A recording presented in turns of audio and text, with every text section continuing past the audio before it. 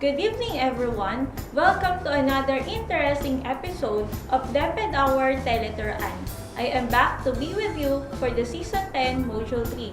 This is Catherine Cruz from Marciano del Rosario Memorial National High School, your teacher presenter for this episode. For this evening, we will be discussing direct speech and indirect speech. And by the end of the discussion, we are expected to first identify the difference between direct and indirect speech. Second, accurately punctuate direct and indirect speech. And third, convert direct speech into indirect speech.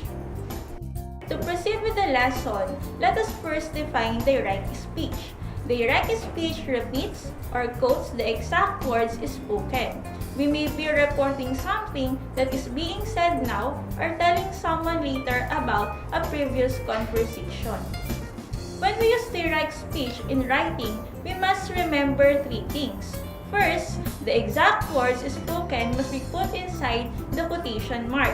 Quotation marks are also known as speech marks. Second, the first spoken word must have a capital letter. And third, in paragraph writing, when a new speaker begins, we must start a new line. Example, I've hurt my leg, says the boy. In this example, the words which were uttered by the speaker was put inside the quotation mark along with each period. On the other hand, the word said in the example is what we call the reporting verb. Another example is, can you take a deep breath? Asked the doctor. In this example, the reporting speech was put inside the quotation mark along with its question mark. And same with the third example, I like this dress, the woman said.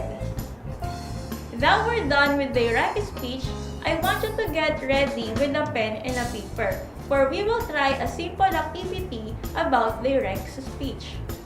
Let's begin. Here's the direction. Write what is being said by using the correct punctuation. Number 1 is done for you. Number 1, I've caught one fish. The answer is, the man said, I've caught one fish.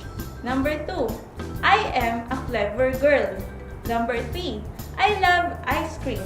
Number 4, the train will leave in 10 minutes. And number 5, do you know what type of angle this is?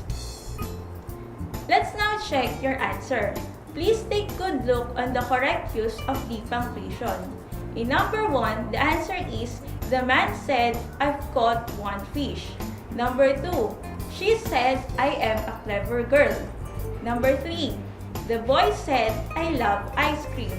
Number 4, the man said, the train will leave in 10 minutes. In number 5, the teacher asked, do you know what type of angle this is?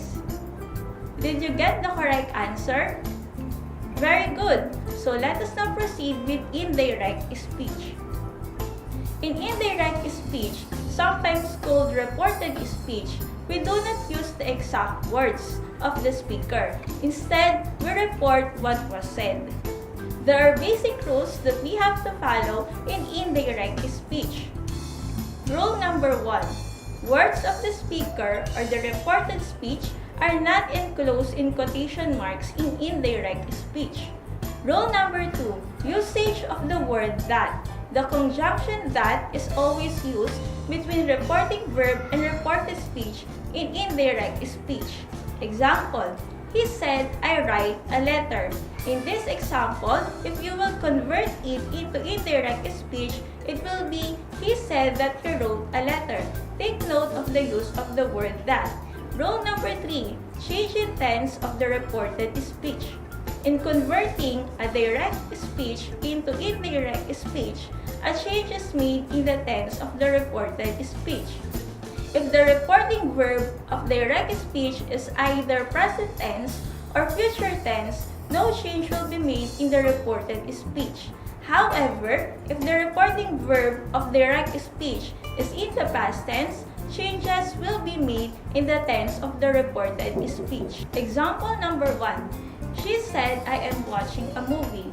If you will convert it into indirect speech, it will be, she said that she was watching a movie. the tense was changed. In example number 2, he says, I am playing badminton. If you will convert it into indirect speech, it will be, he says that he is playing cricket. No change in tense. In rule number 4, the change in pronoun. The pronoun of reported speech is sometimes changed according to the pronoun or object of the reported verb. The possessive pronoun may also change according to subject or object of the reported speech. Example, he said, I eat 2 apples. If you will turn it into indirect speech, it will be, he said that he ate 2 apples. Example number 2, she said to me, I like your book. If you will turn it into indirect speech, it will be, she said to me that she liked my book. Now that we have learned direct and indirect speech, we will be having an activity later to check your understanding about the lesson. For the meantime, let's pause for some reminders from our station.